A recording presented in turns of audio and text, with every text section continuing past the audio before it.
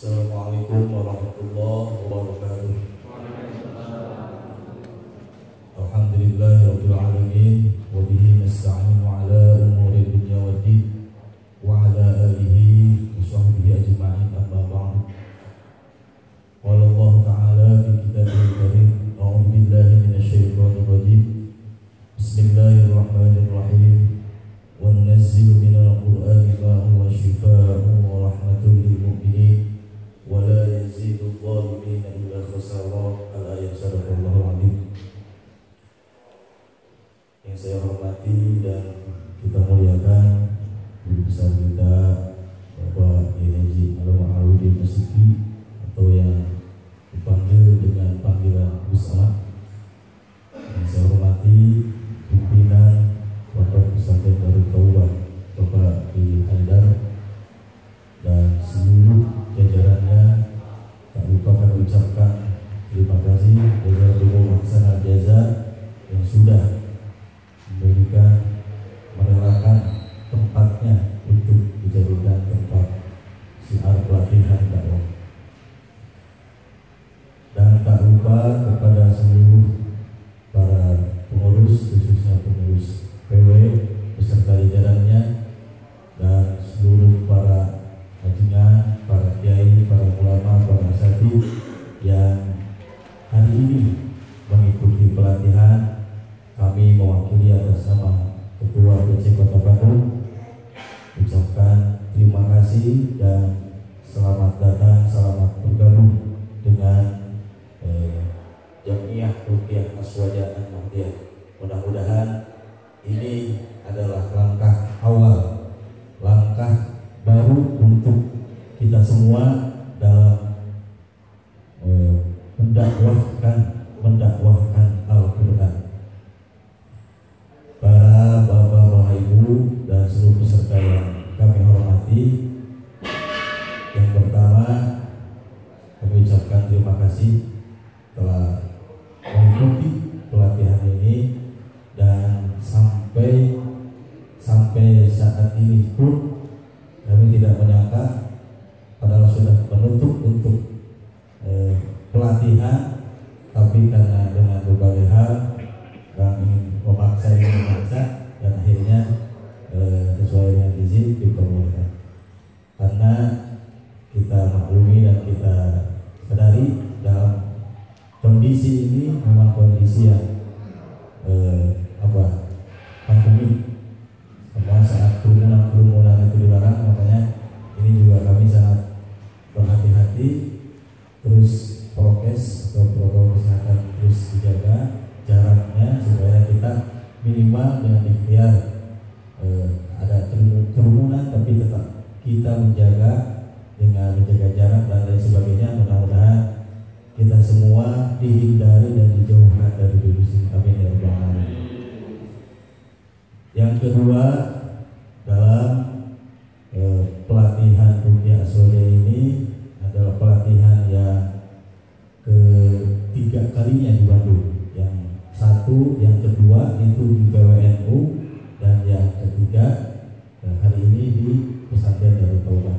Yang tadinya mohon maaf juga rencananya akan dilaksanakan di As-Salam, di SMP As-Salam, karena ada musibah dan lain sebagainya.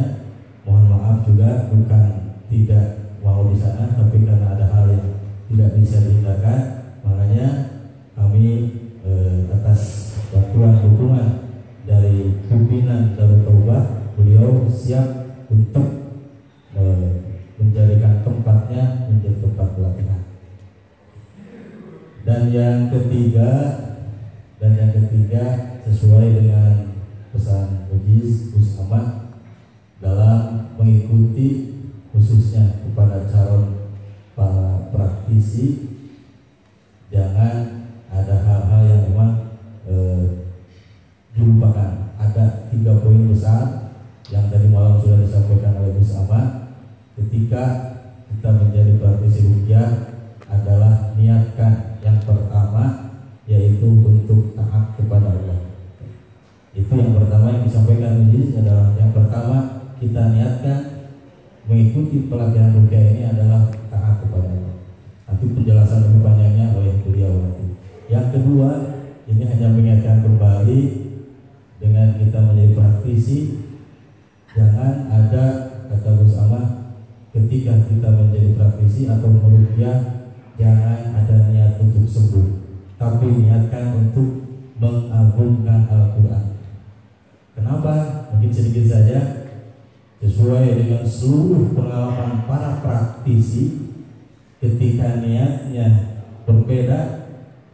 Contoh, mendatangi orang yang diruqyah karena niatnya mungkin dengan meruqyah katakanlah pasti sembuh, pasti cager, hasilnya tidak sesuai diinginkan, ada kekecewaan yang luar biasa, ada keputusasaan karena niatnya memang diruqyah harus sembuh, pasti sembuh, dan itu pun harus disampaikan kepada para marki atau pasien atau bisa juga klien untuk diberikan sedikit arahan.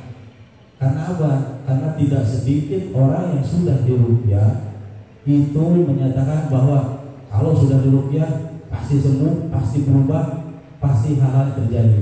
Dan ketika tidak terjadi, maka muncullah ketidakpercayaan terhadap Al-Quran. Makanya untuk seluruh para praktisi juga selalu berikan penjelasan sedikit saja untuk para marki bahwa dengan Al-Quran ini bukan berarti pasti dan harus sembuh. Kalau orang yang berpikirnya diruqyah itu harus sembuh atau ada perubahan, maka pasti kita sebagai praktisi akan selalu terus dikejar. Pak Ustaz, kenapa saya nggak sembuh-sembuh? Pak Ustaz, ini kenapa masih? Karena menyangka dengan ruqyah harus hilang, harus sembuh. Makanya harus sampaikan dari awal bahwa dengan ruqyah ini hanya ikhtiar usaha. Karena berobat kemanapun yang sudah disampaikan, tidak ada jaminan seorang dokter pun, seorang dokter ketika mengobati ini dijamin pasti sembuh. Tidak ada yang menjamin.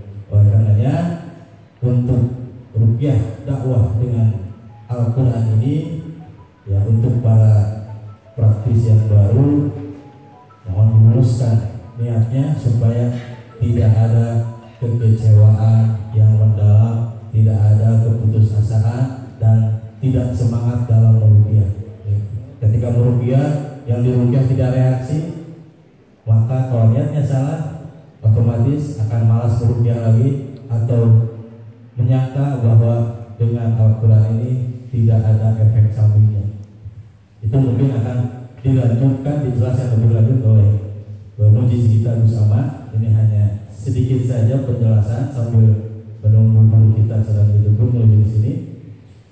Dan yang ketiga, adalah pesan dari Gus Ahmad untuk para calon praktisi, yaitu dengan menjadi praktisi adalah memagar diri kita dan keluarga. Kita pagari diri kita, kita pagari keluarga kita. Karena kalau seseorang, ya katakanlah sudah mulai terjun ke dalam dunia praktisi usaha peruqyahan, maka tidak sedikit jika perbentengan dirinya, perbentengan keluarganya tidak tebal, itu akan banyak sekali godaan, gangguan, tantangan untuk seorang para praktisi. Dan untuk pelatihan tahun kemarin pun sebetulnya ada kurang lebih 70. Kalau yang angkatan pertama itu sekitar 400, ya 400 yang angkatan di PWNU karena dari seluruh Jawa Barat. Dan yang kedua khusus Kota Bandung, dan yang ini pun memang tidak murni seluruh Kota Bandung. Ada yang dari Garut, ada yang dari Sukabumi, ada yang dari Purwakarta, bahkan ada artis juga, artis Nagita Slavina. Jadi memang ketika sudah masuk ke menjadi praktisi, kita siapkan 100%. Dan tidak semuanya ketika menjadi praktisi, karena memang ada yang hanya ingin tahu saja, ada yang niatnya hanya ingin mengobati dirinya saja cukup, tapi ada juga yang niatnya, nah ini yang luar biasa, niatnya untuk berjuang mendakwahkan Al-Quran, bisyifa mendakwahkan Al-Quran ke masyarakat, menjelaskan bahwa Al-Quran adalah obat. Karena tidak sedikit masyarakat kita yang notabene terkena gangguan itu sering mendatangi para dukun atau yang bukan ustaz lah.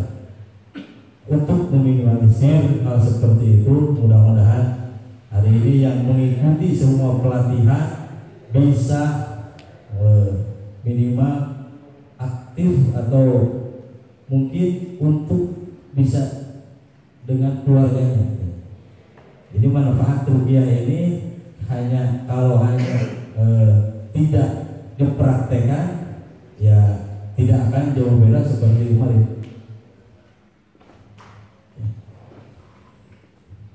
Ya, ketika seorang meruqyah, kemudian tadi kalau diniatkan niat untuk supaya sembuh, ya, kami ingatkan kembali, maka akan terjadi kekecewaan dalam hati. Dan yang selanjutnya kami sekali lagi mengucapkan terima kasih atas kedatangan Ibu Bapak mengikuti pelatihan ini, dan mohon maaf atas segala keterbatasan dari sambutan